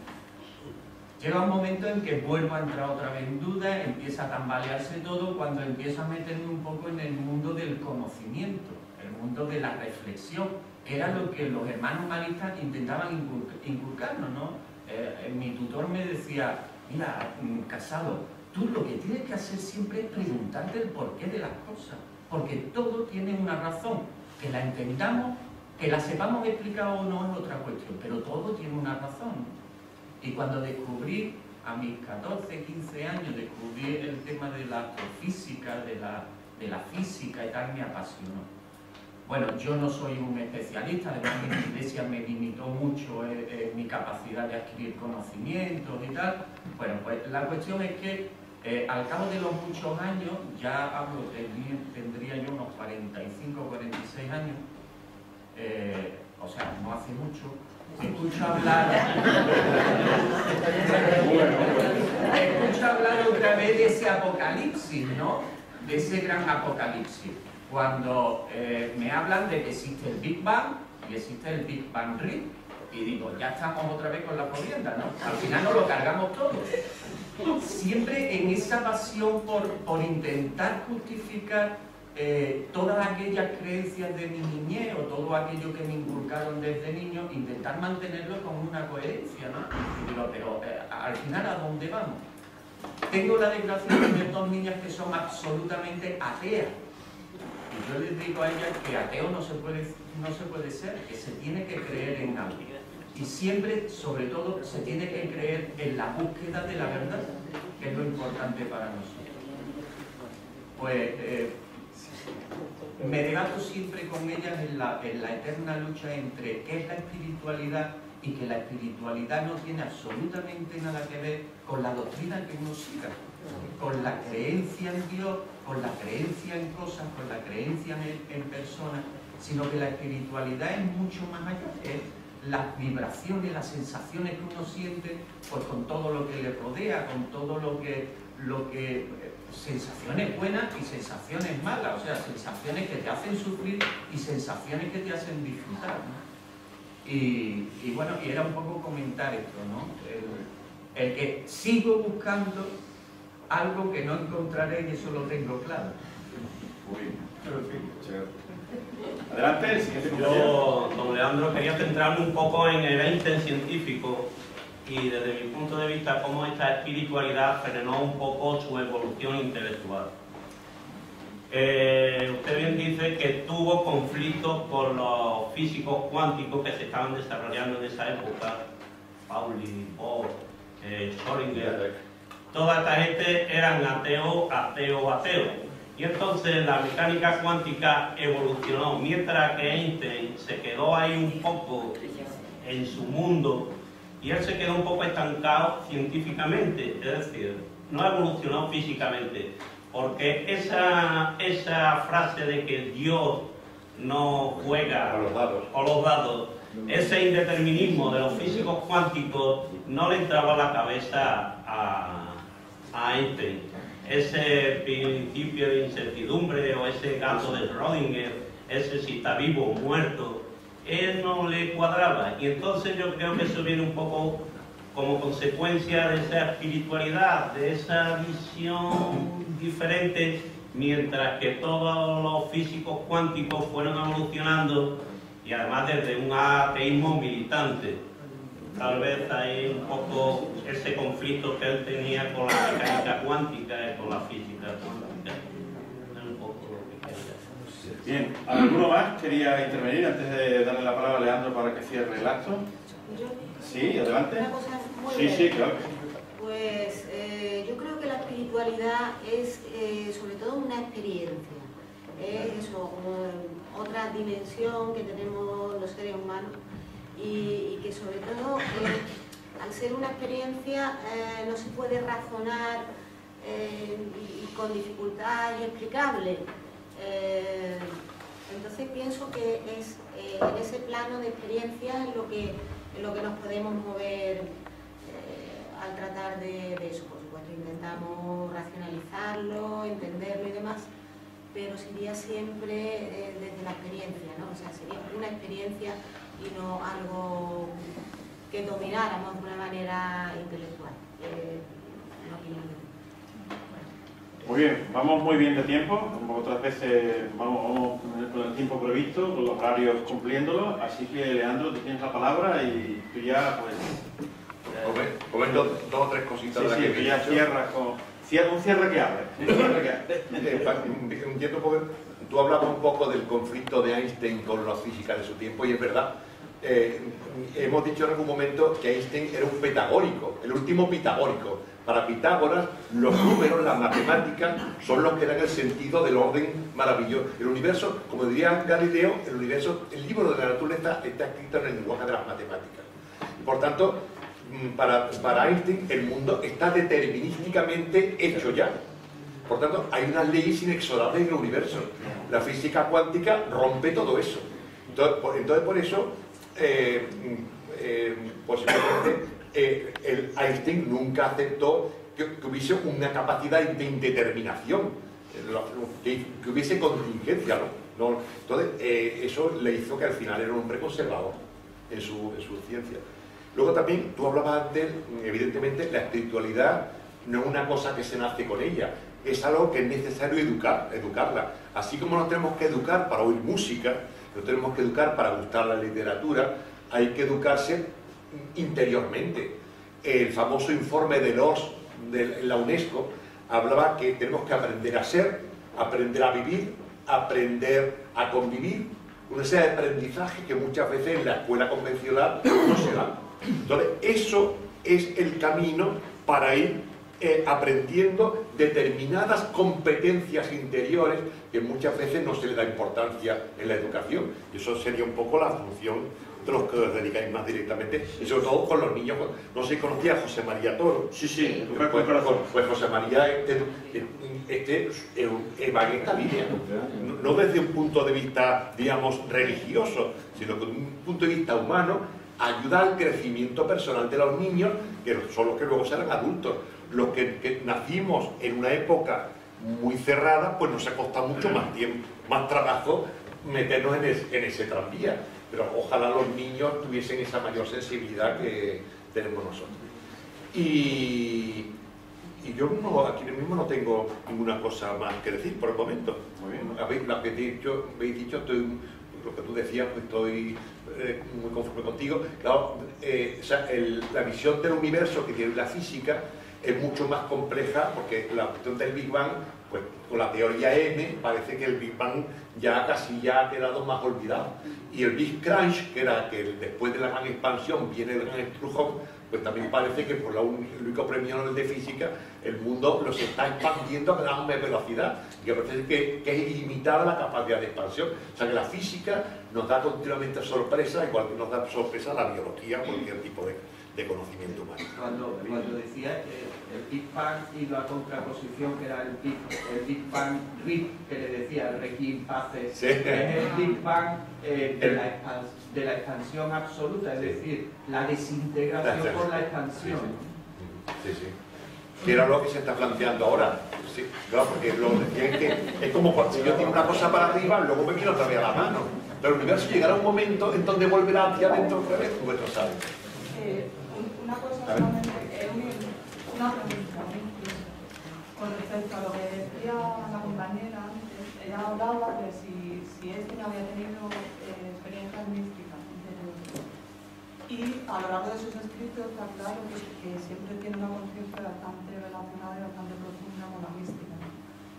Pero mi pregunta es si nos metemos en el contexto social que está viviendo en su momento histórico, en que es una persona que está refugiada, digamos, políticamente, un judío, todo el conflicto que hay en su época, si todo esto ha cambiado su obra a que sea, entre comillas, ocultista en este aspecto.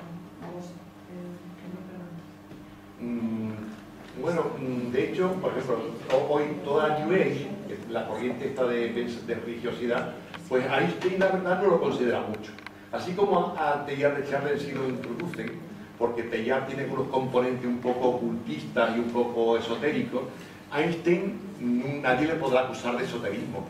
No me refiero a ocultismo, sino que lo hayan marginado. A que abiertamente hablar de un Dios impersonal, como está manifestando, o sea, hablar abiertamente de la experiencia a lo mejor que no es el Dios católico, al ser además una persona en esta condición histórica, si esta posibilidad podría entreverse en sus escritos. No que fuera un ocultista. Ya. Yo la verdad, lo que he leído no he encontrado así ningún rasgo de ese tipo. Él se mantiene siempre de forma muy racional, en el sentido de mucha modestia, hablando de lo que él ve, pero sin meterse en muchas más complicaciones. Bien, bueno, pues ya para finalizar el acto, darte las gracias, Leandro, y decir simplemente tres cosas.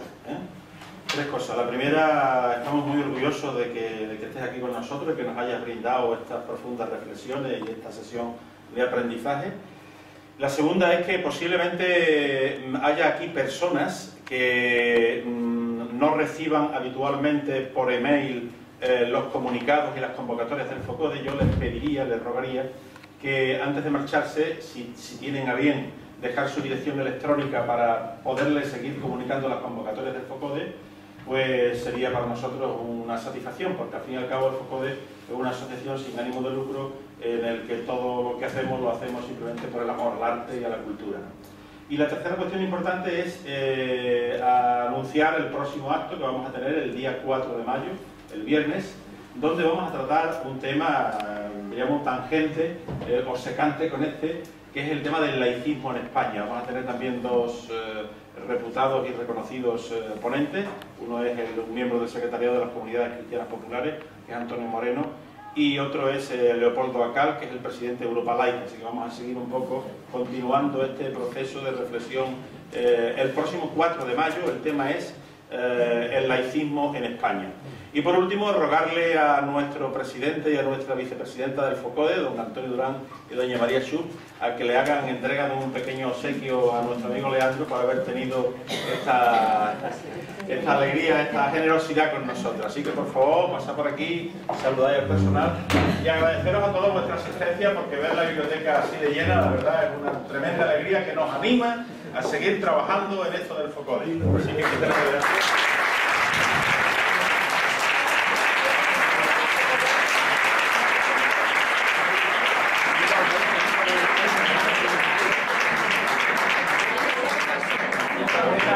Detalle.